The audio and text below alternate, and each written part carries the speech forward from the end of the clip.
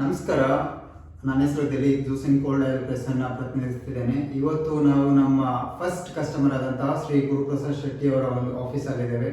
ಅವರು ನಮಗೆ juicing cold oil press machine order ಮಾಡಿದಂತಹ ಫಸ್ಟ್ ಕಸ್ಟಮರ್. ಅವರ ಬಗ್ಗೆ ಒಂದಷ್ಟು ಕಿರಿಪರಿಚಯ ಅಂದರೆ, ಇವರು ಮೂಲತಃ ಉಡುಪಿ ಜಿಲ್ಲೆ ಕುಂದಾಪುರ ತಾಲೂಕಿನ ಬೈಂದೂರು ಮೂಲದವರು. ಇಲ್ಲಿ ಬೆಂಗಳೂರಿನಲ್ಲಿ ಸುಮಾರು 10 ವರ್ಷಗಳಿಗಿಂತ ಹೆಚ್ಚು ಕಾಲ ಅವರು integrated pest control services private ಲಿಮಿಟೆಡ್ನ ನಿರ್ದೇಶಕರಾಗಿ ಸೇವೆ ಸಲ್ಲಿಸ್ತಾ ಇದ್ದಾರೆ. They are into pest control services. Sir, first and foremost, we would like to thank you for giving order for Lusing Cold Oil Press Machine, sir. ನಮಸ್ಕಾರ ದಿಲೀಪ್, ನಿಮಗೂ ಕೂಡ welcome. ನಮಗೆ ನೀವು ಮಷಿನ್ಸ್ ಸೇಲ್ ಮಾಡಿ ಇವತ್ತಿಗೆ ಹೆಚ್ಚು ಕಡಿಮೆ 3 ವರ್ಷ ಆಯಿತು. 3 ವರ್ಷದ ನಂತರ ನಮ್ಮ ಪ್ರಥಮ ಗ್ರಾಹಕರನ್ನು ನೆನಪಿಟ್ಕೊಂಡು ಇವತ್ತು ಮತ್ತೆ ನಮ್ಮ ಹತ್ರ ಒಂದು ಫೀಡ್ಬ್ಯಾಕ್ ತಗೊಳ್ಳೋಕೆ ಇಷ್ಟು ದೂರ ಬಂದಿದ್ದೀರಿ. ನಿಮಗೆ ನಾನು ವೆಲ್ಕಮ್ ಮಾಡ್ತಾ ಇದ್ದೇನೆ. Thank you sir. Sir, machine ಹೇಗೆ ಯೂಸ್ ಮಾಡೋದು ಅಂತ ಒಂದು ಸ್ವಲ್ಪ ತೋರಿಸ್ಕೊಡಿ. ಸಿನ್ಸ್ ನೀವು ಮೆಷಿನನ್ನು ತೋರಿಸ್ಕೊಡಿ ಸರ್, ಸ್ವಲ್ಪ ಹೇಗೆ ಆನ್ ಮಾಡೋದು.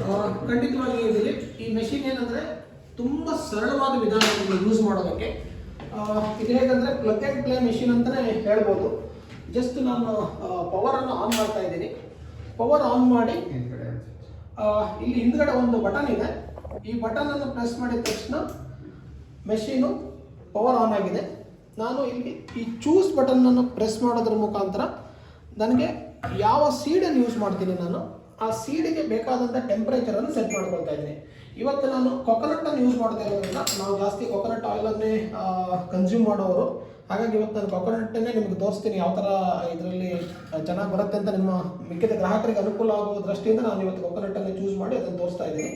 ನಾನು ಈ ಟೆಂಪ್ರೇಚರನ್ನು ಸೆಟ್ ಮಾಡ್ತಾ ಇದ್ದೀನಿ. ಇವಾಗ ಟೆಂಪ್ರೇಚರ್ ಸೆಟ್ ಮಾಡಿ ರನ್ ಬಟನ್ ಅನ್ನು ಪ್ರೆಸ್ ಮಾಡಿದರೆ ಇದರಲ್ಲಿ ಒಂದು ಮೆಸೇಜ್ ಬರುತ್ತೆ, ಹೀಟಿಂಗ್ ಆಗ್ತಾ ಇದೆ, machine is getting ready to run ಅಂತೇಳಿ. ಅದು ರನ್ ರೆಡಿ ಆದ ತಕ್ಷಣ ಇದರಲ್ಲಿ ಒಳಗಡೆ ಇರುವಂಥ ಒಂದು ಸ್ಕ್ರೂ ರಾಡು ಬ್ಯಾಕ್ವರ್ಡ್ ಒಂದು ಸ್ವಲ್ಪ ಬರೋಕ್ಕೆ ಶುರುವಾಗುತ್ತೆ. ಅದು ಹೀಟ್ ಕಂಪ್ಲೀಟ್ ರೆಡಿ ಆದ ತಕ್ಷಣ, ಅದಾದ ತಕ್ಷಣ ಇಮಿಡಿಯೇಟಾಗಿ ನಮ್ಗೆ ಯಾವ ಸೀಡ್ ಬೇಕೋ ಆ ಸೀಡನ್ನು ಇದರೊಳಗಡೆ ನಾವು ಹಾಕ್ತೇವೆ. ಹಾಕಿದ ತಕ್ಷಣ ಎಣ್ಣೆ ಬರೋಕ್ಕೆ ಶುರುವಾಗುತ್ತೆ. ಒಂದು 1 ಅವರ್ಗೆ ಒಂದಿಷ್ಟು ಕ್ವಾಂಟಿಟಿ ಅಂತ ಒಂದು ಎಣ್ಣೆ 1 ಲೀಟರ್ ಅಷ್ಟು ಎಣ್ಣೆ ತೆಗಿತಾ ಇದ್ವಿ. ನಾವು ಬೇಸಿಕಲಿ ಕೊಕೊನಟ್ಟನ್ನು ಜಾಸ್ತಿ ಮನೆಯಲ್ಲಿ ಕನ್ಸ್ಯೂಮ್ ಮಾಡ್ತೀವಿ. ನಾವು ಅಡುಗೆಗೂ ಕೊಕೊನಟ್ ಯೂಸ್ ಮಾಡ್ತೀವಿ. ಎಣ್ಣೆ ಕೂಡ ಕೊಕೊನಟ್ ಎಣ್ಣೆನೇ ನಾವು ಯೂಸ್ ಮಾಡೋದು ಹೆಚ್ಚಾಗಿ. ಸೊ ಇದೀಗ ಹೀಟಿಂಗ್ ಆಗ್ತಾ ಇದೆ. ಇದು ಹೀಟಿಂಗ್ ಪ್ರೋಸೆಸ್ ಕಂಪ್ಲೀಟ್ ಆದ ತಕ್ಷಣ ನನಗೆ ಅಂದರೆ ಕೋಕೋನಟ್ಟಲ್ಲಿ ಕೋಪ್ರನಲ್ಲಿ ಒಂದು ಸ್ವಲ್ಪ ಏನು ಅಂದರೆ ಸ್ಮಾಲ್ ಪೀಸಸ್ ಮಾಡ್ಕೋಬೇಕಾಗತ್ತೆ, ಸಣ್ಣದಾಗಿ ಕಟ್ ಮಾಡ್ಕೋಬೇಕಾಗತ್ತೆ. ಇದನ್ನು ಏನು ಅಂದರೆ ಒಳ್ಳೆ ಒಣ ಕೊಬ್ಬರಿ ಮಾತ್ರ ಹಾಕೋಬೇಕಾಗತ್ತೆ, ಹಸಿ ಕೊಬ್ಬರಿಯಿಂದ ಬರೋದಿಲ್ಲ.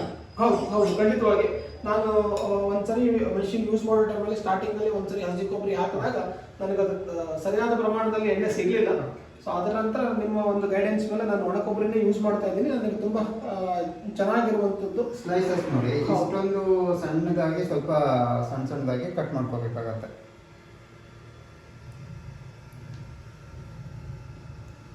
ಈ ಥರ ಸ್ವಲ್ಪ ಸಣ್ಣದಾಗಿ ಒಂದು ಆಲ್ಮೋಸ್ಟ್ ಒಂದು ಗ್ರೌಂಡ್ ನಟ್ ಸೈಜ್ ಏನಿದೆ ಅಷ್ಟು ಸಣ್ಣದಾಗಿ ಕಟ್ ಮಾಡ್ಕೋಬೇಕಾಗತ್ತೆ.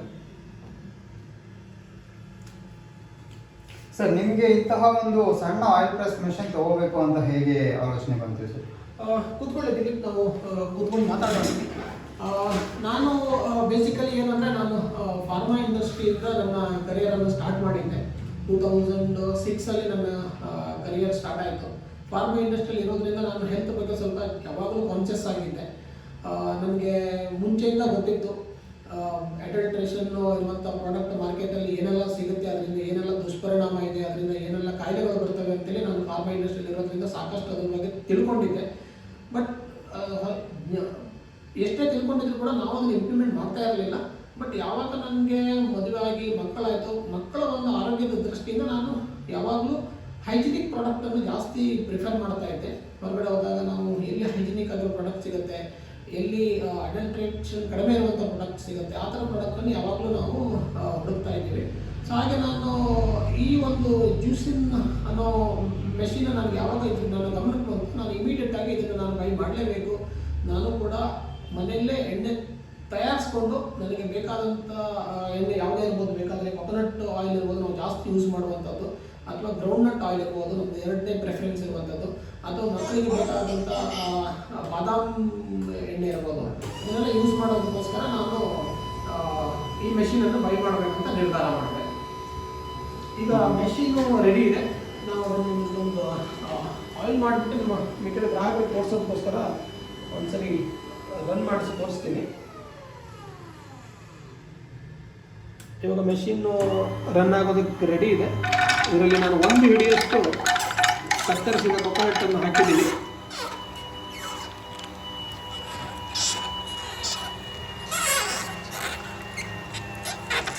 ಸೊ ಈ ರೀತಿಯಲ್ಲಿ ಅದು ಮೆಷಿನ್ ಒಳಗಡೆ ಸ್ಕ್ರೂ ರಾಡ್ ಅದನ್ನು ಒಳಗಡೆ ಫುಲ್ ಮಾಡಿಕೊಂಡು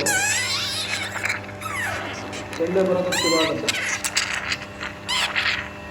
ಸೊ ಯಾಕೆ ನಾನು ಒಂದು ಹಿಡಿಯಷ್ಟು ಮಾತ್ರ ಹಾಕಿದ್ದೆ ಸ್ಟಾರ್ಟಿಂಗಲ್ಲಿ ಅಂದರೆ ಮೆಷಿನ್ ಸರಿಯಾಗಿ ರನ್ ಆಗ್ತಾ ಇದೆಯಲ್ಲ ಅಂತ ನೋಡಿಕೊಂಡು ಆನಂತರ ಮತ್ತೆ ಹಾಕೋದು ಉದ್ದೇಶಕ್ಕೋಸ್ಕರ. ಇವಾಗ ಇಲ್ಲಿ ಕೆಳಗಡೆ ಕಾಣ್ತಾ ಇದೆ ನಮಗೆ ಎಣ್ಣೆ ಬರೋಕ್ಕೆ ಶುರುವಾಗಿದೆ. ಇಲ್ಲಿ ಪಕ್ಕದಲ್ಲಿ ಅವ್ರಿಗೆ ಹಿಂದಿಯೂ ಬರ್ತಾ ಇದೆ. ಸೊ ಹಾಗಾಗಿ ಮೆಷಿನ್ ಸ್ವಲ್ಪ ಕರೆಕ್ಟಾಗಿ ರನ್ ಆಗ್ತಾ ಇದೆ ಅಂತ ಗೊತ್ತಾಗಿದೆ. ಸೊ ಈಗ ನಾನು ಎಷ್ಟು ಬೇಕು ಅಷ್ಟು ಕ್ವಾಂಟಿಟಿನ ನಾನು ಫಿಲ್ ಮಾಡ್ತಾ ಇದ್ದೀನಿ. ನಾನು ಇವಾಗ ಪೂರ್ತಿ ಕ್ವಾಂಟಿಟಿನ ಇದರಲ್ಲಿ ಫಿಲ್ ಮಾಡಿ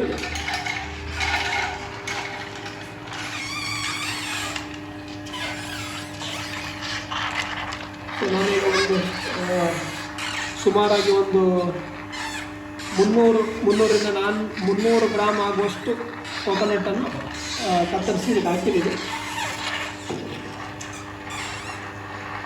ಸರ್ ನಿಮಗೆ ಇಷ್ಟೊಂದು ಸಣ್ಣ ಮಿಷನ್ ಇದೆ ಅಂತ ಹೇಗೆ ಗೊತ್ತಾಗಿತ್ತು? ಹಾಂ, ನಾನು ಬೇಸಿಕಲಿ ಲಾಸ್ಟ್ ಒಂದು 12 ವರ್ಷದಿಂದ ಬಿಸ್ನೆಸ್ಸಲ್ಲಿ ನಾನು ಯಾವಾಗ ನನ್ನ ಗ್ರ್ಯಾಜುಯೇಷನ್ ಓದಿಕೊಂಡು ಇನಿಷಿಯಲ್ ಒಂದು 2 ವರ್ಷ ಫಾರ್ಮಾ ಇಂಡಸ್ಟ್ರಿ ಕೆಲಸ ಮಾಡಿದ ತಕ್ಷಣ ನಾನು ನನ್ನ ಸ್ವಂತ ಉದ್ಯಮ ಸ್ಟಾರ್ಟ್ ಮಾಡಿದೆ. ನನ್ನ ಸ್ವಂತ ಉದ್ಯಮ ಸ್ಟಾರ್ಟ್ ಆದಮೇಲೆ ನಾನೊಂದು ಬಿಸ್ನೆಸ್ ನೆಟ್ವರ್ಕ್ ಇಂಟರ್ನ್ಯಾಷನಲ್ BNI ಅಂತ ಒಂದು ಆರ್ಗನೈಸೇಷನಲ್ಲಿ ನಾನು ಮೆಂಬರ್ ಆಗಿದ್ದೆ. ಅಲ್ಲಿ ನಾವು ಒಬ್ಬರಿಗೊಬ್ಬರು ಎಲ್ಲರೂ ಬಿಸ್ನೆಸ್ ಪೀಪಲ್ ಇರೋದು ರೆಫರೆನ್ಸಸ್ಸನ್ನು ಒಬ್ಬರಿಗೊಬ್ಬರು ಆರ್ಗನೈಸೇಷನ್. ಸೊ ಆ ಆರ್ಗನೈಸೇಷನಲ್ಲಿ ನಮ್ಮೊಂದು ವಾಟ್ಸಪ್ ಗ್ರೂಪ್ ಇದೆ. ಆ ಗ್ರೂಪ್ನಲ್ಲಿ ನನಗೆ ಒಂದು ಸರಿಸುಮಾರು ಒಂದು 3-4 ವರ್ಷದ ಮುಂಚೆ ಒಂದು ವಿಡಿಯೋ ಬಂತು. ಸೊ ಆ ವಿಡಿಯೋ ಕಂಡಾಗ ನಾನು ಆ ವಿಡಿಯೋನ ಮತ್ತೆ ನೋಡಿದೆ. ಇದು ಇಷ್ಟು ಚಿಕ್ಕದಾಗಿದೆ ಮಿಷಿನು, ಇಷ್ಟು ಚೆನ್ನಾಗಿದೆ, ಎಣ್ಣೆ ತೆಗಿಬೋದು, ಮನೆಯಲ್ಲೇ ಮಾಡ್ಕೊಬೋದು. ಯಾಕಂದರೆ ನಾವು ಚಿಕ್ಕವರಿರ್ಬೇಕಾದ್ರೆ ಏನು ಮಾಡ್ತಾ ಇದ್ದೀವಿ ಅಂದರೆ ಹೊರಗಡೆ ಗಾಣಕ್ಕೆ ಹೋಗ್ಬಿಟ್ಟು ನಮ್ಮ ಮನೆಯಲ್ಲಿ ನಾವೇ ಬೆಳೆದಿರುವಂಥ ತೆಂಗಿನಕಾಯಿಯನ್ನು ಬಂದು ಗಾಣದಿಂದ ಎಣ್ಣೆ ಮಾಡ್ಕೊಂಡು ಬಂದು ನಾವು ಗಾಣದಿಂದ ಎಣ್ಣೆ ಮಾಡ್ಕೊಂಡು ಬಂದು ನಾವು ಅದನ್ನು ಯೂಸ್ ಮಾಡ್ತಾ ಇದ್ದೀವಿ. ಬಟ್ ಯಾವಾಗ ನಮಗೆ ಇದೊಂದು ಮೆಷಿನ್ ಇದೆ ಅಂತ ಗೊತ್ತಾಯಿತು, ನಮ್ಮ ತಕ್ಷಣ ನಿಮಗೆ ಕಾಲ್ ಮಾಡಿ ನನಗೆ ಬಂದು ಡೆಮೋ ಕೊಡಿ, ನೋಡೋಣ ಎಣ್ಣೆ ಹೇಗೆ ಬರ್ತಾ ಇದೆ ಅಂತ ಹೇಳಿ ನಾನು ಈ ಮೆಷಿನ್ ಅದೇನಂದರೆ ಆ ವಾಟ್ಸಪ್ ಗ್ರೂಪಲ್ಲೇ ಗೊತ್ತಾಗಿರೋದು. ಸೊ ಗೊತ್ತಾದ ತಕ್ಷಣ ನೀವು ಕಾಲ್ ಮಾಡಿ ನಾನು ಈ ಮೆಷಿನ್ ಬಗ್ಗೆ ಜಾಸ್ತಿ ತಿಳ್ಕೊಂಡು ಆಮೇಲೆ ನಾನು ಪರ್ಚೇಸ್ ಮಾಡಿದ್ದೀನಿ. ಸರ್ ನೀವು ಸುಮಾರು 3.5 ವರ್ಷಗಳಿಂದ ಯೂಸ್ ಮಾಡ್ತಾ ಇದ್ದೀರಾ. ಇದುವರೆಗೂ ಯಾವೆಲ್ಲ ಅಡುಗೆ ಎಣ್ಣೆಗಳನ್ನು ತಗೊಳ್ತೀರಾ? ನೀವು ಮೂಲತಃ ಕರಾವಳಿ ಭಾಗದಿಂದ ಬಂದಿರೋದ್ರಿಂದ ಹೆಚ್ಚಾಗಿ ನೀವು ಕೊಬ್ಬರಿ ಎಣ್ಣೆಯನ್ನು ಉಪಯೋಗಿಸ್ತೀರಾ. ಕೊಬ್ಬರಿ ಎಣ್ಣೆ ಬಿಟ್ಟು ಬೇರೆ ಯಾವೆಲ್ಲ ಅಡುಗೆ ಎಣ್ಣೆಗಳನ್ನು ಉಪಯೋಗಿಸ್ತಾ ಇದ್ದೀರಾ? ಸರಿಯಾದ ಕ್ವಶನ್ ನನಗೆ ಕೇಳಿದ್ದೀರಿ ನೀವು. ಏನಂದರೆ ನಾವು ನಮ್ಮ ಕರಾವಳಿ ಭಾಗದಲ್ಲಿ ಹೇಗೆಂದರೆ ನಾವು ಹೊಟ್ಟೆ ಒಳಗಡೆಯೂ ತೆಂಗಿನ ಎಣ್ಣೆನೇ ಹಾಕ್ತೀವಿ, ಹೊಟ್ಟೆ ದೇಹದ ಹೊರಭಾಗಕ್ಕೂ ತೆಂಗಿನ ಎಣ್ಣೆನೇ ಜಾಸ್ತಿ ಯೂಸ್ ಮಾಡ್ತೀವಿ ನಾವು. ಸೊ ನಾವು ತೆಂಗಿನ ಎಣ್ಣೆ ಹೆಚ್ಚು ಕಡಿಮೆ ಒಂದು 2-3 ಲೀಟ್ರ್ ತೆಂಗಿನ ಎಣ್ಣೆಯನ್ನು ಯೂಸ್ ಮಾಡ್ತೀವಿ. ಒಂದು 2 ಲೀಟ್ರ್ ಕಡಲೆ ಎಣ್ಣೆಯನ್ನು ಯೂಸ್ ಮಾಡ್ತೀವಿ. ಸೊ ಇದೆರಡು ನಮ್ಮದು ಮೇಜರ್ ಕನ್ಸಂಪ್ಷನ್ ಇರುವಂಥದ್ದು ಮನೆಯಲ್ಲಿ. ಸೊ ಇದೆರಡು ಎಣ್ಣೆ ನಾವು ಯಾವಾಗಲೂ ತೆಗಿತಾ ಇರ್ತೀವಿ ಈ ಮೆಷಿನಿಂದ. ಅದ್ರ ಜೊತೆಗೆ ನಾನು ಬಾದಾಮಿ ಎಣ್ಣೆಯನ್ನು ಟ್ರೈ ಮಾಡಿದ್ದೀನಿ, ಮಕ್ಕಳಿಗೋಸ್ಕರ ಬಾದಾಮಿ ಎಣ್ಣೆ ಕೂಡ ತಂದಿದ್ದೀನಿ. ಬಾದಾಮಿ ಎಣ್ಣೆ ಕೂಡ ತುಂಬ ಚೆನ್ನಾಗಿ ಬಂದಿದೆ ನಿಮ್ಮ ಮೆಷಿನಲ್ಲಿ ನನಗೆ. ಅದಾದ ತಕ್ಷಣ ನಾನು ಒಂದೆರಡು ಸರಿ ಇದು ಗೊತ್ತಿರೋದಿಲ್ಲ, ಈ ವಾಟರ್ ಮೆಲನ್ ಸೀಡಿಂದ ಕೂಡ ನಾವು ಎಣ್ಣೆ ತೆಗೆದಿದ್ದೀವಿ. ವಾಟರ್ ಮೆಲನ್ ಸೀಡು ನನಗೆ ನೀವು ಕೊಟ್ಟಿರುವಂಥ ಒಂದು ಕನೆಕ್ಷನಿಂದ ನಾನು ಅದನ್ನು ತರಿಸ್ಕೊಂಡು ಅದರಿಂದ ಎಣ್ಣೆ ತೆಗೆದಿದ್ದೀನಿ. ತುಂಬ ಚೆನ್ನಾಗಿ ನನಗೆ ಎಣ್ಣೆ ಸಿಕ್ಕಿದೆ ಅದರಲ್ಲಿ. ಜೊತೆಯಲ್ಲಿ ನಾನು ಪೊಮಗ್ರಾನೇಟ್ ಸೀಡಲ್ಲಿ ಎಣ್ಣೆ ತೆಗೆದಿದ್ದೀನಿ. ಪೊಮಗ್ರಾನೇಟ್ ಸೀಡ್ ಆಯಿಲ್ ಮಾರ್ಕೆಟಲ್ಲಿ ಹೇಗಿದೆ ಅಂದರೆ ಇವತ್ತು ಒಂದು kg ಪೊಮಗ್ರಾನೇಟ್ ಆಯಿಲ್ ತೆಗಿಬೇಕಂದ್ರೆ ಸುಮಾರು 20,000 ರೂಪಾಯಿ ಅಷ್ಟಾಗುತ್ತೆ. ಪೊಮಗ್ರಾನೇಟ್ ಸೀಡ್ ತಗೊಂಡು ಬರಬೇಕಾಗತ್ತೆ. ಸೊ ನಾನೊಂದು ಸ್ವಲ್ಪ ಪ್ರಮಾಣದಲ್ಲಿ ತೆಗೆದೋದ್ರದ್ದು ಹೇಗೆ ಬರುತ್ತೆ ನೋಡೋಣ ಅಂತೇಳಿ ಒಂದು ಟ್ರೈಗಳು ಮಾಡಿದ್ವಿ, ತುಂಬ ಚೆನ್ನಾಗಿ ಬಂದಿದೆ. ಅದ್ರ ಜೊತೆ ನೀವು ಕೊಟ್ಟಿರುವಂಥ ಎಲ್ಲ ಇದರಲ್ಲಿ ಕೊಟ್ಟಿರುವಂಥದ್ದು ಮತ್ತು ನಿಮ್ಮ ದೋಸೆಯಲ್ಲಿ ಕೊಟ್ಟಿರುವಂಥ ಎಲ್ಲ ಸೀಡ್ ಕೂಡ ಟ್ರೈ ಮಾಡಬೇಕಂತ ನಾವು ಅಂದ್ಕೊಂಡಿದ್ದೀವಿ.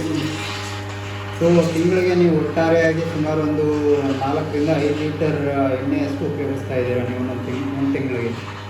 ಹೌದು, ನಾವು ಇವಾಗ ಸದ್ಯಕ್ಕೆ 4-5 5 ಲೀಟ್ರ್ ಆಗುವಷ್ಟು ಎಣ್ಣೆಯನ್ನು ಮನೇಲಿ ಯೂಸ್ ಮಾಡ್ತೀವಿ. ಅಂದರೆ ನಮ್ಮದು ಎಲ್ಲ ಇದಕ್ಕೂ ಬರುತ್ತೆ, ಅಡುಗೆಗಿರ್ಬೋದು, ಮತ್ತು ತಿಂಡಿ ಊಟಕ್ಕೆ ಇರ್ಬೋದು, ತಿಂಡಿಗಿರ್ಬೋದು, ಅಥವಾ ಬೇರೆ ಬೇರೆ ಪದಾರ್ಥ ಮಾಡೋದಿರ್ಬೋದು, ಎಲ್ಲದಕ್ಕೂ ನಾವು ಒಂದು ಹೆಚ್ಚು ಕಡಿಮೆ 4-5 ಲೀಟ್ರ್ ಯೂಸ್ ಮಾಡ್ತೀವಿ ಮನೆಯಲ್ಲಿ. ಸರ್, ಮನೆಯಲ್ಲಿ ಈ ಮಿಷನನ್ನು ಹೆಚ್ಚಾಗಿ ಯಾರು ಆಪ್ರೇಟ್ ಮಾಡ್ತಾರೆ ಮತ್ತು ಯೂಸ್ ಮಾಡಿದ ನಂತರ ಕ್ಲೀನ್ ಯಾರು ಮಾಡ್ತಾರೆ? ಅಂದರೆ ಜಾಸ್ತಿ ಅಂದರೆ ನಿಮಗೆ ಕ್ಲೀನ್ ಮಾಡ್ಕೊಳ್ಳೋದೆಲ್ಲ ತುಂಬ ಈಸಿ ಇದೆ ಅನ್ಸುತ್ತಾ, ಹೇಗೆ ಅನಿಸ್ತದೆ? ಮೊದಲು ಈ ಮೆಷಿನನ್ನು ನಾನೇ ಜಾಸ್ತಿ ಯೂಸ್ ಮಾಡ್ತಾ ಇದ್ದೆ. ಯಾಕೆಂದರೆ ಈ ಮೆಷಿನ್ಗೆ ಪವರ್ ಕನೆಕ್ಟ್ ಇರುತ್ತೆ. ಸೊ ಮನೇಲಿ ಯೂಸ್ ಮಾಡುವಾಗ ಯಾವ ಥರ ಮಾಡ್ತಾರೆ ಏನು ಅನ್ನೋ ಒಂದು ಅವರಿಗೂ ಕೂಡ ತಿಳಿ ಹೇಳಬೇಕಾದ ಅಗತ್ಯತೆ ಇರೋದ್ರಿಂದ ನಾನು ಯೂಸ್ ಮಾಡ್ತಾ ಇದ್ದೆ. ಬಟ್ ಯೂಸ್ ಮಾಡ್ತಾ ನಮ್ಗೆ ಏನು ಗೊತ್ತಾಯ್ತು ಅಂದರೆ ಇದು ತುಂಬ ಈಸಿ ಆಗಿರುವ ಮೆಥಡ್. ಮತ್ತು ಯಾರು ಕೂಡ ಯೂಸ್ ಮಾಡೋದು, ಚಿಕ್ಕ ಮಕ್ಕಳು ಕೂಡ ಇದನ್ನು ಆಪರೇಟ್ ಮಾಡೋದಕ್ಕೆ ಆಗುವಂಥ ಮೆಷಿನ್ ಅಂತ ಗೊತ್ತಾದ್ಮೇಲೆ ಇವಾಗ ಇದು ಯೂಸ್ ಮಾಡ್ತಾ ಇದ್ವಿ. ನಾನು ಇದನ್ನು ಫ್ರೀ ಇದ್ದಾಗ ಯಾವಾಗಲಾದರೂ ಸಂಡೇ ಅಥವಾ ಈವ್ನಿಂಗ್ ಟೈಮಲ್ಲಿ ಬೇಕು ಅಂದರೆ ನಾನು ಆಪ್ರೇಟ್ ಮಾಡ್ತೀನಿ, ಇಲ್ಲಾಂದರೆ ನನ್ನ ವೈಫ್ ಕೂಡ ಇದನ್ನು ಆಪ್ರೇಟ್ ಮಾಡ್ತಾರೆ. ಸೊ ಮತ್ತು ಇದು ಯೂಸ್ ಆದಮೇಲೆ ಕೂಡ ಕ್ಲೀನ್ ಮಾಡುವಂಥದ್ದು ಕೂಡ ತುಂಬ ಸರಳವಾದ ವಿಧಾನ. ಒಂದು ಅರ್ಧ ಗಂಟೆ ಆದ ತಕ್ಷಣ ನಾವು ಕ್ಲೀನ್ ಮಾಡ್ಕೊಂಡ್ಬಿಟ್ರೆ ನೆಕ್ಸ್ಟ್ ಎಣ್ಣೆ ತೆಗೆಯೋದಕ್ಕೆ ಮೆಷಿನ್ ರೆಡಿ ಆಗಿಬಿಡುತ್ತೆ. ಸರ್, ನೀವು ಮೊದಲಿಗೆ ಫಸ್ಟ್ ರೋಸಿಂಗ್ ಆಯಿಲ್ ಪ್ರೆಸ್ ಮಿಷನಿಂದ ಅಡುಗೆ ಎಣ್ಣೆನ ತೆಗೆದು ಅಡುಗೆ ಮಾಡಿದಾಗ ಅದರಲ್ಲಿ ನಿಮಗೆ ಅಡುಗೆ ರುಚಿನಲ್ಲಿ ಏನಾದರೂ ವ್ಯತ್ಯಾಸ ಗೊತ್ತಾಗುತ್ತೆ? Amazing question. ಏನಾಗಿದೆ ಅಂದರೆ ನಮಗೆ ಮುಂಚೆ ನಾವು ಪ್ರತಿ ಸರಿನೂ ಎಣ್ಣೆ ಯೂಸ್ ಮಾಡಿದಾಗ ನಾವು ಊಟ ಆದಮೇಲೆ ಸೋಪ್ ಹಾಕಿ ಕೈ ತೊಳಿಬೇಕಾದ ಅವಶ್ಯಕತೆ ಇರ್ತಾ ಇತ್ತು. ಬಟ್ ಯಾವತ್ತು ನಾವು ಜ್ಯೂಸಿನಲ್ಲಿ ಎಣ್ಣೆ ತೆಗೆದು ಶುರು ಮಾಡಿದ್ವು, ನಾವು ಕೊಬ್ಬರಿಂದ ತಂದಿರೋ ಎಣ್ಣೆಯನ್ನು ಕೂಡ ಕೈಯಲ್ಲಿ ಮುಟ್ಟಿದಾಗ ನಾವು ಕೈ ವಾಶ್ ಮಾಡ್ಕೊಂಡ ತಕ್ಷಣ ಎಣ್ಣೆ ಅನ್ನುವಂಥ ಅಂಶ, ಆಯಿಲಿ ಅನ್ನುವಂಥ ಅಂಶ ಏನಿರ್ತದೆ ಕಂಪ್ಲೀಟಾಗಿ ವಾಶಲ್ಲೇ ಕ್ಲೀನಾಗಿ ಹೋಗ್ತಾ ಇತ್ತು. ಸೋಪ್ ಯೂಸ್ ಮಾಡೋ ಅವಶ್ಯಕತೆ ಇರ್ತಾ ಇರಲಿಲ್ಲ. ಅದಾದ ತಕ್ಷಣ ನಮಗೆ ಊಟದ ರುಚಿಯಲ್ಲಿ ಕೂಡ ಬದಲಾವಣೆ ಕೂಡ ಕಾಣಲಿಕ್ಕೆ ಶುರುವಾಯಿತು. ನಾವು ನಾರ್ಮಲ್ ಆಗಿ ಬೆಳಿಗ್ಗೆ ತಿಂಡಿಗೆ ಚಿತ್ರಾನ್ನ ಮಾಡಿದಾಗ ಅಥವಾ ಬೆಳಿಗ್ಗೆ ತಿಂಡಿಗೆ ಏನಾದರೂ ರೈಸ್ ಐಟಮ್ ಮಾಡಿದಾಗ ಮುಂಚೆ ಹೇಗಿರ್ತಾ ಇತ್ತು ಅಂದರೆ ಫುಲ್ ಆಯಿಲಿ ಆಗಿರ್ತಾ ಇತ್ತು. ಬಟ್ ಯಾವಾಗ ನಾವು ಈ ಮೆಷಿನಲ್ಲಿ ಯೂಸ್ ಮಾಡೋದು ಸ್ಟಾರ್ಟ್ ಮಾಡಿದ್ವಿ, ಅದಾದ ತಕ್ಷಣ ಅದರಲ್ಲಿ ತುಂಬ ಬದಲಾವಣೆ ನಮಗೆ ಕಾಣೋಕ್ಕೆ ಶುರುವಾಯಿತು. ಸೊ ನಮಗೆ ಅದರ ಬಗ್ಗೆ ತುಂಬ ಹೆಮ್ಮೆ ಅನಿಸ್ತಾ ಇದೆ. ಸರ್, ನೀವು ಇದೊಂದು ಯಾವ್ಯಾವ ಥರ ಅಂದರೆ ಬ್ರೇಕ್ಫಾಸ್ಟ್ಗೆ ನೀವು ತುಂಬ ನೀಟಾಗಿ ಎಕ್ಸ್ಪ್ಲೇನ್ ಮಾಡಿದ್ದೀರಿ ಇದನ್ನು. ಮತ್ತು ನೀವು ಅಡುಗೆ ತೆಗೆದ ನಂತರ ಈ ಬರೋ ಒಂದು ಹಿಂಡಿ ಇದೆಯಾ ಕೇಕ್, ಈ ಕೇಕನ್ನು ಒಂಚೂರು ಸ್ವಲ್ಪ ನೋಡಿಸಿ. ಇದು ಹಿಂಡಿ ಇಲ್ಲಿ ಬರುತ್ತೆ, ಆಯಿಲ್ ಇಲ್ಲಿ ಸ್ಟೋರ್ ಆಗುತ್ತೆ. ಸೊ ಇಲ್ಲಿ ಹಿಂಡಿಯನ್ನು ಸ್ವಲ್ಪ ತೋರಿಸಿ.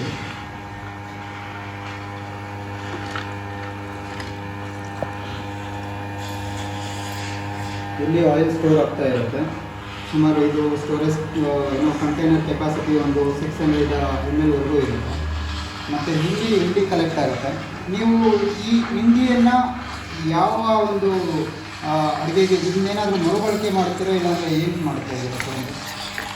ನಾವು ಈ ಹಿಂಡಿಯನ್ನು ಏನಂದರೆ ನಮಗೆ ಸ್ಟಾರ್ಟಿಂಗಲ್ಲಿ ಅದನ್ನು ಏನು ಮಾಡೋದು ಏನಂತ ಅಷ್ಟೊಂದು ಗೊತ್ತಾಗ್ತಾ ಇರಲಿಲ್ಲ. ಸುಮ್ಮನೆ ಅದನ್ನು ಯೂಸ್ ಮಾಡ್ತಾ ಇರಲಿಲ್ಲ. ಬಟ್ ಆಮೇಲೆ ನಾವು ಅದರಲ್ಲಿ ಕೂಡ ನಾವು ಸ್ವಲ್ಪ ಎಕ್ಸ್ಪೆರಿಮೆಂಟ್ ಮಾಡೋಕ್ಕೆ ಶುರು ಮಾಡಿದ್ದೀವಿ. ಕೆಲವೊಂದ್ಸರಿ ಚಟ್ನಿ ಮಾಡೋದು, ಕೆಲವೊಂದ್ಸರಿ ಚಿಕ್ಕಿ ಮಾಡ್ಕೊಳ್ಳೋದು, ಈ ಥರ ಮಾಡ್ತಾಯಿದ್ವಿ. ಬಟ್ ನಮ್ಮ ಹತ್ರ ಹಿಂಡಿ ಕ್ವಾಂಟಿಟಿ ಜಾಸ್ತಿ ಇದ್ದಾಗ ಏನೂ ಮಾಡೋಕ್ಕೆ ಸಾಧ್ಯ ಆಗದಿದ್ದಾಗ ನಾವೇನಾದರೂ ಊರಿಗೆ ಹೋಗುವಂಥದ್ದು ಏನಾದರೂ ತುಂಬ ಹತ್ತಿರದ ದಿನಗಳಲ್ಲಿ ಊರಿಗೆ ಹೋಗೋದಿದ್ದರೆ ಊರಿಗೆ ತಗೊಂಡೋಗಿ ದನಗಳಿಗೆ ಕೊಡ್ತಾ ಇದ್ದೀವಿ. ದನಗಳಿಗೆ ಕೊಟ್ಟಾಗ ನಮಗೊಂದು ಏನು ಚೇಂಜಸ್ ಕಾಣಿಸ್ತು ಅಂದರೆ ದನಗಳ ಹಾಲು ಕೊಡುವ ಪ್ರಮಾಣದಲ್ಲಿ ತುಂಬ ಡಿಫ್ರೆನ್ಸ್ ಕಾಣಿಸ್ತು ಅಂತ ನನ್ನ ಮನೆಯಲ್ಲಿ ನನಗೆ ಹೇಳ್ತಾ ಇದ್ದಾರೆ. ಸೊ ಹಾಗಾಗಿ ಹಿಂಡಿ ಪ್ರತಿಯೊಂದು ಇದರಲ್ಲಿ ಎಣ್ಣೆ ಹೇಗೆ ಉಪಯೋಗ ಆಗ್ತಾ ಇದೆ ನಮಗೆ, ಅದೇ ಥರ ಅದರಿಂದ ಬರೋ ಹಿಂಡಿ ಕೂಡ ನಾವು ನಮಗೆ ಅದನ್ನು ಮಾಡ್ಕೊಳ್ಳೋಕೆ ಆಗಿಲ್ಲ ಅಂದರೂ ಕೂಡ ಪ್ರಾಣಿಗಳಿಗಾದರೂ ಕೊಟ್ಟು ಅವುಗಳಿಗೆ ಅದರಲ್ಲಿರುವಂಥ ಎಲ್ಲ ಪೋಷಕಾಂಶಗಳು ಸಿಗೋದ್ರಿಂದ ಅವುಗಳಿಗೆ ಬೆನಿಫಿಟ್ ಆಗ್ತಾ ಇದೆ. ಸೊ ಈ ಥರ ಯೂಸ್ ಮಾಡ್ತಾ ಇದ್ದೀವಿ ಈಗ ಸದ್ಯಕ್ಕೆ. ಸರ್, ನೀವು ಸುಮಾರು 3.5 ವರ್ಷಗಳಿಂದ ಯೂಸ್ ಮಾಡಿದಾಗ ನಿಮ್ಗೆ ಏನಾದರೂ ಸಣ್ಣ ಪುಟ್ಟ ಏನಾದರೂ ತೊಂದರೆ ಆಗಿತ್ತಾ? ಇದು ಏನಾದರೂ ಇಲ್ಲ, ನನಗೆ ಕಳೆದ 3.5 ವರ್ಷಗಳಿಂದ ಯಾವುದೇ ಸಮಸ್ಯೆಗಳು ಕೂಡ ನನಗೇನು ಕಾಣಿಸ್ತಿಲ್ಲ ಈ ಮೆಷಿನಲ್ಲಿ. ಬಟ್ ಒಂದು ಸರಿ ಸ್ಟಾರ್ಟಿಂಗಲ್ಲಿ ಮಾಡಿದಾಗ ಏನಾಗಿದೆ ಅಂದರೆ ನಾವು ಕ್ಲೀನ್ ಮಾಡದೆ ಹಾಗೆ ಇಟ್ಟಿರೋದ್ರಿಂದ 1-2 ಜಿಲ್ಲೆಗಳು ಒಳಗಡೆ ಹೋಯಿತು. ಬಟ್ ನಾನು ಕಸ್ಟಮರ್ ಇರೋದ್ರಿಂದ ನನಗೂ ಅದರ ಬಗ್ಗೆ ಸಾಕಷ್ಟು ಅನುಭವ ಇರೋದ್ರಿಂದ ಅದನ್ನು ಹೇಗೆ ಇದು ಮಾಡಬೇಕಂತ ಗೊತ್ತಾಗಿರೋದ್ರಿಂದ ನಾವು ಆಮೇಲೆ ಯಾವತ್ತೂ ಕ್ಲೀನ್ ಮಾಡ್ತಾ ಇರ್ತಿಲ್ಲ, ಕೆಲಸ ಆದಮೇಲೆ ಪ್ರಾಪರಾಗಿ ಕ್ಲೀನ್ ಮಾಡಿ ಮೆಷಿನ್ ಇಟ್ಟಿದ್ದೀವಿ. ಸೊ ಇವಾಗ ಆ ಥರದ್ದೇನು ಸಮಸ್ಯೆಗಳಿಲ್ಲ. ಯಾವುದೇ ಸಮಸ್ಯೆ ಮೆಷಿನಲ್ಲಿ ಯಾವುದೇ ಸಮಸ್ಯೆಗಳು ನಮಗೆ ಕಳೆದ 3-4 ವರ್ಷಗಳಲ್ಲಿ ಯಾವುದೇ ಸಮಸ್ಯೆಗಳು ಬಂದಿಲ್ಲ. ನಿಮ್ಮ ಒಂದು ಒಟ್ಟಾರೆ ಒಂದು ಅನುಭವ ಹೇಗಿದೆ ಸರ್ ಜ್ಯೂಸಿನ? ಈ ಜ್ಯೂಸಿನಲ್ಲಿ ನನಗೆ ಒಟ್ಟಾರೆ ಅನುಭವ ಬಗ್ಗೆ ಹೇಳಬೇಕಂದ್ರೆ machine is one of the best machine available in the market. ಯಾಕಂದರೆ ನಾವು ಮನೆಯಲ್ಲಿ ತುಂಬ ಸರಳವಾಗಿ ಎಣ್ಣೆ ಯೂಸ್ ಮಾಡ್ಕೊಳ್ಬೋದು. ಆರೋಗ್ಯದ ದೃಷ್ಟಿಯಿಂದ ಹೇಳಬೇಕು ಅಂತ ಹೇಳಿದರೆ ನಾವು ಹೊರಗಡೆ ಹೋದರೆ ಪ್ರತಿಯೊಂದು ಪದಾರ್ಥ ನಮ್ಗೆ ಹೊರಗಡೆ ಸಿಗುವಂಥದ್ದು ಕೂಡ ಒಂದಲ್ಲ ಒಂದು ರೀತಿಯಲ್ಲಿ ಅಡಲ್ಟ್ರೇಟ್ ಆಗಿರುತ್ತೆ, ಮಿಕ್ಸ್ ಮಾಡಿರ್ತಾರೆ, ಕಂಟಾಮಿನೇಷನ್ ಇರುತ್ತೆ. ಮನೆಯಲ್ಲೇ ತಯಾರು ಮಾಡ್ಕೊಳ್ಳೋದ್ರಿಂದ ನಮಗೆ ಹೊರಗಡೆ ತುಂಬ ಖುಷಿ ಅನಿಸ್ತಾ ಇದೆ. ನಾವು ಮನೆಯಲ್ಲೇ ಫ್ರೆಶ್ ಆಗಿರುವಂಥದ್ದು, ಯಾವುದೇ ಅಡಲ್ಟ್ರೇಷನ್ ಇಲ್ಲದೆ ಇರುವಂಥದ್ದು ತಯಾರು ಮಾಡಿ, ಎಣ್ಣೆಯನ್ನು ತಯಾರು ಮಾಡಿ ಅದರಿಂದ ಏನು ಬೇಕೋ ನಾವು ಅದನ್ನು ಖಾದ್ಯಗಳು ರೆಡಿ ಮಾಡಿ ನಾವು ತಿಂತೀವಿ ಅನ್ನೋದು ನಮಗೊಂದು ಖುಷಿ ಅನಿಸ್ತಾ ಇದೆ. ಒಟ್ಟಾರೆಯಾಗಿ ಮೆಷಿನ್ ಪರ್ಚೇಸ್ ಮಾಡೋದಕ್ಕೆ ನಮಗೆ ತುಂಬ ಖುಷಿಯಾಗಿದೆ. ನೀವು ತಿಂಗಳಿಗೆ ಎಷ್ಟು ಸರಿ ಮೆಷಿನನ್ನು ಆಪರೇಟ್ ಮಾಡ್ತೀರಾ? ಅಂದರೆ ಒಂದು ಸರಿ ನೀವು ಮೆಷಿನನ್ನು ಆನ್ ಮಾಡಿದಾಗ ಎಷ್ಟು ಲೀಟರ್ ಎಣ್ಣೆ ತಗೊಳ್ತೀರಾ? ನಾರ್ಮಲಾಗಿ ನಮ್ಮದು ಯಾವ ಥರ ಆಗುತ್ತೆ ಅಂತ ಹೇಳಿದ್ರೆ, ಒಂದು ಸರಿ ಮೆಷಿನ್ ಆನ್ ಮಾಡಿದಾಗ ನಾವು 1 ಲೀಟ್ರಿಂದ 1.25 ಲೀಟ್ರ್ ತನಕ ನಾವು ತೆಗಿತೀವಿ. ಅಂದರೆ ತಿಂಗಳಿಗೆ ನಾವು ಹೆಚ್ಚು ಕಡಿಮೆ 4ರಿಂದ 5 ಸರಿ 4 ಸರಿನೂ ಆಪ್ರೇಟ್ ಮಾಡುವಂಥದ್ದು. ಅಂದರೆ ನಮಗೆ ಕೊಬ್ಬರಿ ಎಣ್ಣೆ 3 ಲೀಟರ್ ಕೊಬ್ಬರಿ ಎಣ್ಣೆ ಬೇಕು ಅಂತ ಹೇಳಿದ್ರೆ ನಾವು 2 ಸರಿ ಅಥವಾ ಅಷ್ಟೇ 3 ಸರಿ ಆಪ್ರೇಟ್ ಮಾಡಿ 3 ಲೀಟರ್ ತೆಗಿತೀವಿ. 2 ಲೀಟರ್ ಶೇಂಗಾ ಎಣ್ಣೆ ಬೇಕಾಗಿರೋದಕ್ಕೆ 2 ಸರಿ ಆಪ್ರೇಟ್ ಮಾಡಿ ತೆಗಿತೀವಿ. ಎವ್ರಿ 15 ಡೇಸ್ ಒಂದು ಸರಿ ತೆಗಿತೀವಿ. ಸೊ ಅದು ಎರಡೂ ಸೇಮ್ ದಿನ ಕೂಡ ಮಾಡ್ತೀವಿ. ಕೆಲವೊಂದು ಸಲ ಕೆಲವೊಂದಿನ ಬೇರೆ ಬೇರೆ ದಿನ ಕೂಡ ಮಾಡ್ತೀವಿ. ನಮ್ಮ ಟೈಮ್ಗೆ ಅನುಕೂಲ ಆಗುತ್ತೆ. ಮತ್ತು ಮನೆಯಲ್ಲಿ ಎಣ್ಣೆ ಯಾವಾಗ ಅಗತ್ಯ ಇರುತ್ತೆ ನಮಗೆ ಅವಾಗ ಫ್ರೆಶ್ಶಾಗಿ ರೆಡಿ ಮಾಡ್ಕೊಂಡು ತಗೋತೀವಿ. ಒಂದು 4ರಿಂದ 5 ಸಾರಿ ಆಪ್ರೇಟ್ ಮಾಡ್ತೀವಿ. ನಿಮ್ಮ ಒಂದು ಒಟ್ಟಾರೆ ಒಂದು ಸಮಯಕ್ಕೆ ಮತ್ತು ನಿಮ್ಮ ಒಂದು ಒಟ್ಟಾರೆ ಒಂದು ನಿಮ್ಮ ಒಂದು ಅನುಭವವನ್ನು ಹಂಚ್ಕೊಂಡಿದ್ದಕ್ಕೆ ತುಂಬ ಧನ್ಯವಾದಗಳು ಸರ್. ಈಗ ನೋಡಿ, ನಾವು ವಿಡಿಯೋ ಸ್ಟಾರ್ಟ್ ಮಾಡಿದಾಗಿಂದ ಅಡುಗೆ ಎಣ್ಣೆ ಒಂದಿಷ್ಟು ಕಂಟೈನರಲ್ಲಿ ಕಲೆಕ್ಟ್ ಆಗಿದೆ ಮತ್ತು ಹಿಂಡಿಯನ್ನು ನೋಡ್ಬೋದು, ಎಷ್ಟು ಹಿಂಡಿ ಕಲೆಕ್ಟ್ ಆಗಿದೆ ಅಂತ. ಹಿಂಡಿ ಏನು ಜಾಸ್ತಿ ಕಲೆಕ್ಷನ್ ಏನೂ ಆಗಿಲ್ಲ. ಇಲ್ಲಿ ಏನು ಅಂದರೆ ಕೊಬ್ಬರಿನಲ್ಲಿ ಮಾತ್ರ ನಾವೊಂದು ಸ್ವಲ್ಪ ಸ್ಟಿಲ್ ಮಾಡ್ತಾ ಇರಬೇಕಾಗುತ್ತೆ. ಸ್ಟಿಲ್ ಮಾಡುವಾಗ ನಾವೊಂದು ಮರದ ಒಂದು ಚಮಚವನ್ನು ಮಾತ್ರ ಉಪಯೋಗಿಸ್ಕೋಬೇಕಾಗತ್ತೆ. ಏಕೆ ಮರದ ಚಮಚವನ್ನು ಮಾತ್ರ ಉಪಯೋಗಿಸ್ಕೋಬೇಕು ಅಂದರೆ, ನಾವು ಮೆಟಲ್ ಆಬ್ಜೆಕ್ಟ್ ಲೈಕ್ ಸ್ಪೂನ್ ಈ ಥರ ಏನಾದರೂ ಯೂಸ್ ಮಾಡಿದಾಗ ಅದು ಅಪ್ಪಿ ಕೈ ಜಾರಿ ಏನಾದರೂ ಸ್ಟೆಕ್ ಆದರೆ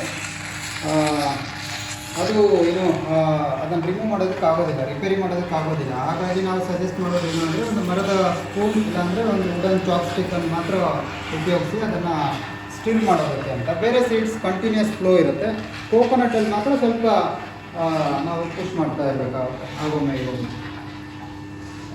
ಸರ್, ಒಟ್ಟಾರೆ ನಿಮ್ಮ ಒಂದು ಫೀಡ್ಬ್ಯಾಕ್ಗೆ ನಮ್ಮ ಜ್ಯೂಸಿನ ಕಡೆಯಿಂದ ತುಂಬ ಧನ್ಯವಾದಗಳು ಸರ್. ನೀವು ಕೂಡ ತುಂಬ ಥ್ಯಾಂಕ್ಸ್. ಇಂಥ ಒಂದು ಅತ್ಯುತ್ತಮವಾದ ಒಂದು ಮೆಷಿನ್ ಬಗ್ಗೆ ನಮಗೆ ಪರಿಚಯ ಮಾಡಿಕೊಟ್ಟಿದ್ದಕ್ಕೆ, ನಮಗೆ ಕಳೆದ 3.5 ವರ್ಷಗಳಿಂದ ನಮ್ಮ ಆರೋಗ್ಯದ ದೃಷ್ಟಿಯಲ್ಲಿ ಸಹಾಯ ಮಾಡಿದ್ದಕ್ಕೆ ನಿಮಗೂ ಕೂಡ ತುಂಬ ಧನ್ಯವಾದಗಳು. ಹಾಗೆ ನಿಮ್ಮ ಈ ಮೆಷಿನ್ನು ಸಾಕಷ್ಟು ಜನರಿಗೆ ತಲುಪಲಿ ಎನ್ನುವುದು ನನ್ನ ಆಸೆ. Thank you. ಧನ್ಯವಾದಗಳು. ನಮಸ್ಕಾರ.